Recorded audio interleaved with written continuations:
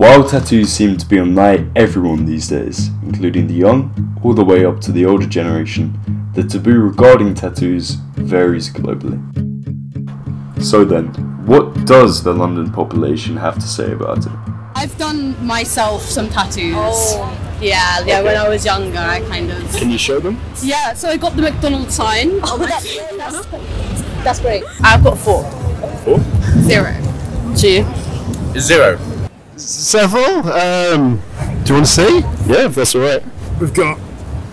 No, it's not finished yet. We're going to pull that further back up the arm. Wedding ring. See it? Trick or treat. But for some people, their ink skin can limit their role in society.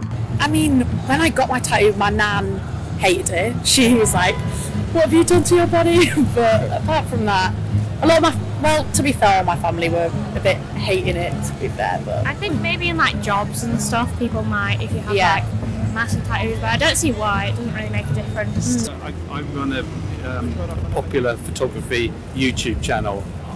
To be honest with you, I tend to avoid models who have significant tattoos. It's either all or nothing. If they're covered with tattoos, that's good.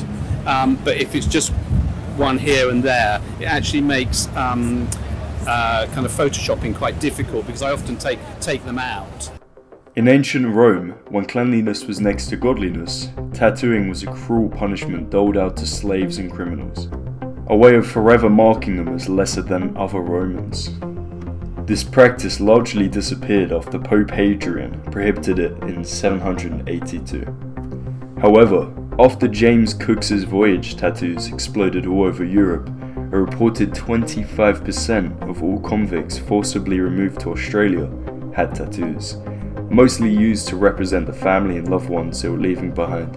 With the invention of rotary tattoo machines, prison tattoos exploded into popularity once again.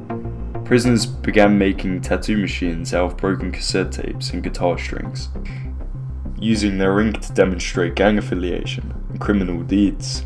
Although the most common reason for a prison tattoo has little to do with criminality, but as a way of serving their sentence with dignity and pride, that although they've had their freedom taken, they still keep their individuality. We tracked down 24-year-old independent tattoo artist Gabe from Singapore to talk to him about the stigma surrounding tattoos and even give one of our crew members a tattoo himself. Well, basically when I first started, I told my parents I didn't really tell them. They saw it on like my Instagram and they were like, "Oh, you're doing tattooing now?" I was like, "Yeah." And they just didn't like it. They kind of disapproved of it. So that was in maybe March of this year. So it's been quite a few months since then. I've been just lying to them saying, I've stopped tattooing and stuff. But obviously I still tattoo people, but yeah, they don't really like it. They just don't see like the use of having tattoos on your body and stuff. It's a bit permanent. They're religious as well. Tattoo wise, like there are quite a few people with tattoos, but usually when you see like in Singapore, or usually like an Asian country, when you see someone with tattoos, you associate them with like gangsters or like with like a mob or something like that. I would say it's usually more like around the central of Singapore, which you have tattoo parlors, and usually like they're in like buildings which like are a little more run down, so you wouldn't go to like the most posh like mall and just find a tattoo parlor in there. You'd have to go like out of your way to actually get to the tattoo parlor. But like every tattoo parlor, like even if the outside of the mall just looks like shit, you go in, it looks nice because they actually like do put their effort into it and they want to make it look nice as well. And obviously it has to be sanitary and stuff like that. Is there a lot? I'd say maybe a decent amount, not too many but not too little as well. Yeah. Oh shit! Oh, you had those. Yeah. That's fire. What else are you thinking? Could you shade it? I could do it on the petals.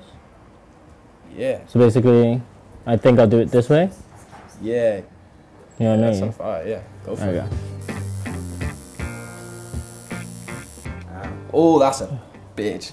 Yeah, and then we have to put this, and then tape it to you. Nah, I'm come just on, kidding. man. There you go. Thank you. It's known that in England, more than 35% of the current population has got at least one tattoo, but that's not quite the case in Asian countries.